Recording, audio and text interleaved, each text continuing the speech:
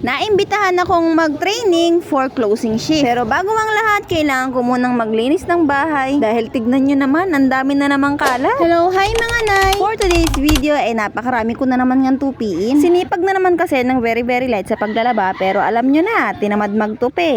Medyo makalat din sa aming kwarto kasi natanggal yung nilagay ko ritong nalagyanan ng mga gamit. Kaya eto, nasa baba nga silang lahat at nakakalat. Yan din ang ayusin ko ngayon dahil kailangan ko siyang lagyan ng bagong lagayan. Pasensya na nga pala dahil medyo madilim yung aming kwarto dahil yung gamit naming ilaw iisa lang. Kaya pinaghahati namin sila sa kwarto at saka dun sa kusina. At dahil nabising ako sa paglalaba, natambak na nga rin yung kalat dito sa loob. Kaya yun nga yung ayusin ko ngayon. At bago nga ako nakapag-umpisang maglinis, pinatulog ko muna yung mga bulinggit para wala nang gugulo sa akin. So nung time na to ay tulog na nga sila at umpisa na ng bakbakan. The next nga pala ako ni Madam kanina, napapasok nga daw ako bukas for night shift. Closing shift yun at nag-uumpisa ng 1:00 ng hapon hanggang 9:00 ng gabi. Sa ilang araw ko nagtitraining first time ko ngang magiging closing shift kaya naman kinakabahan nga ako. Ayon kasi sa kanila mas maraming bumibili kapag 6:00 hanggang 7:00 ng gabi, lalong-lalo na kapag sahod. Medyo nag-aalangan ako kasi mag-isa ko na nga lang sa shift na yon. Tapos hindi ko pa masyadong gamay kasi hindi ko naman siya araw-araw ginagawa. Kumbaga kung kailan lang ako tawagin dun lang ako nakakapag-training kaya medyo mabagal pa nga yung kilos ko. O sadyang mabagal talaga akong kumilos.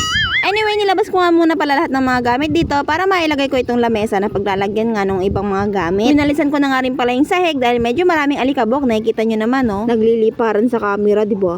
Nakailang bali-baliktad mga ako ng mesa dito dahil hindi nga pantay yung kanyang paa. Yung unang nilagay ko kasing kahoy dyan sa may taas at isinabit ko, kinain na ng anay. Sobrang kapal ng kahoy na yun. Tapos ganun-ganun lang kadaling inimpis ng anay. Nung binubuhat ko habang kinakabit yun, sobrang bigat. Tapos bigla na nga lang siyang nabali. Yun pala, wala na siyang laman sa loob at ubos na nga ng anay. Grabe yung mga anay na yun. Siguro 11 years hindi kumain. Charing.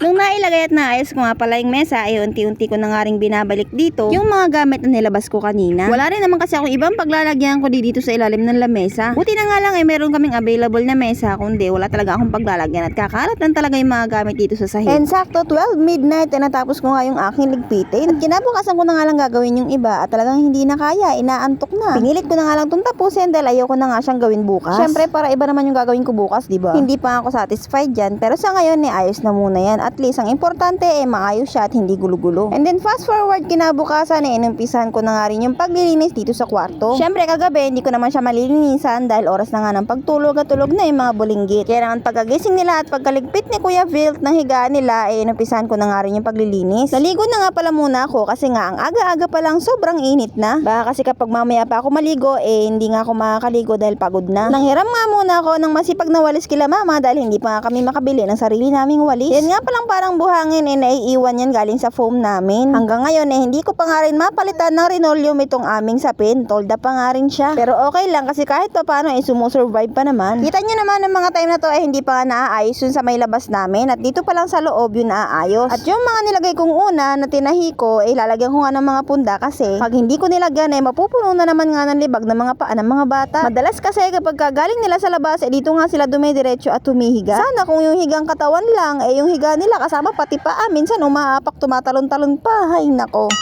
At habang busy nga ako sa paggayos dito hindi ko nga namamalaya na tanghali na naman pala at oras na ng pagkain at pag-asikaso sa mga bata. Kailangan kasi bago ko makaalis patutulugin na nga lang sila ni Bossing. Pero minsan naman kaya niya na silang asikasuhin. Yun nga lang hanggat kaya ko ako talaga yung nag-aasikaso. Inayos ko na nga rin tong higaan nila dahil tuwing hapon talagang natutulog sila. And after nito nagayak na nga rin ako at nagbihes para pumasok sa trabaho. Hi po! Yan, it's 12:55 so 5 minutes before 1. Pasok ako uli ng trabaho, part-time job. So, yung mga nakaraan opening shift ako. So, ngayon naman closing shift naman. 1 PM to 9 PM. Gahula ko ngayon kasi medyo malilate. Nabili sa pag-aayos So, papakita ko po sa inyo yung ilang clips sa closing shift ko ngayon. Medyo nagmamadali na nga ako sa part na to kasi magwawan na talaga. Sabi nga ni Bossing, dapat kanina pa nga ako umalis ang kaso nga, sobrang bagal ng nanay nyo. Charing.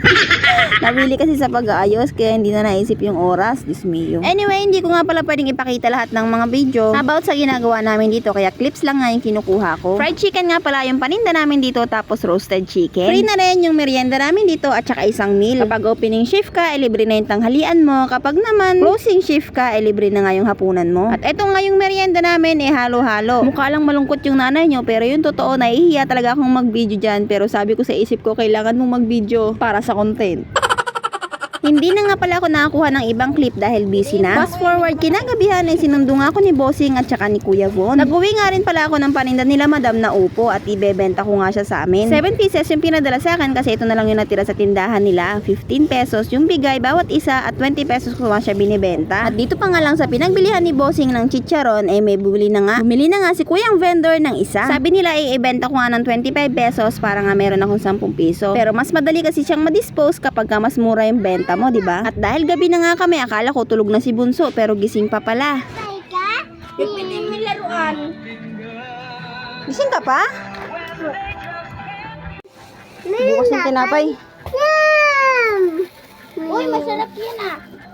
Namili pala ako ng 2 pirasong chicken para pang ulam nila dahil ako kumain na nga dun sa store bago umuwi. Pero sabi ni Bossing yung 2 bulinggit kumain na nga at ang ulam nila asukal. Kumain na rin naman si Kuya Vil pero konti lang at asukal din ang ulam niya. At si Bossing nga hindi pa kumakain kaya eto na nga lang yung uulamin nila. At dahil 2 piraso nga lang yung nabili ko, hahatiin ko nga siya dahil medyo malaki naman yung chicken. Masarap yung chicken na tinda namin kasi para siyang Jollibee. Tapos ang lalaki pa ng cut niya kaya pwede mo nga siyang hatiin at maging pwede sa 2 tao yung 1 piraso. At dahil kumain na yung 2 bulinggit, ipapapakin na nga lang nila yung parte nila. At sila Bossing naman at Kuya Vil kakain pa nga. Kita nyo naman, paspas sa fried chicken, palibhasa minsan nga lang makabili. After nito at makakain sila Bossing, nag-asikaso na nga rin para magpahinga. At fast forward, kinabukasan, pinabenta ko nga sa mga bata yung upo. At for the go naman sila, at parang na-excite pa nga. Una kong pinapunta si Kuya Von kay lola niya kasi si lola niya sigurado bibili nito at pang ulam nila. Ayun nga at lumakad din naman agad. Nung una nga nagreklamo at mabigat daw pero hala, sige, go pa rin.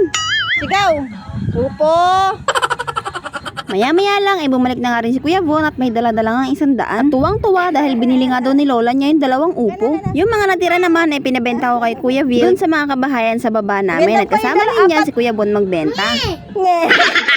Kailangan na talaga mag-umpisang magtanim dahil gusto nga nilang magbenta-benta ng mga gulay. Tutuwa rin kasi sila dahil pag nagbenta sila, pagbalik pera na nga yung dala-dala nila. Anyway, maraming salamat po sa mga bumili ng paninda naming upo. Maraming salamat din sa'yo dahil nakaabot ka sa part na to ng video ko. Maraming salamat sa walang sawang pagtangkilik at panonood sa mga video ko. Anyway, sa part na to, sabay na nga bumaba si Kuya Vil at si Kuya Bon para magbenta. May naiwan nga palang 2 piraso at hindi nila napaubos pero ito ay aming pang ulam na lang. Anyway, hanggang dito na lang po. Thank you for watching.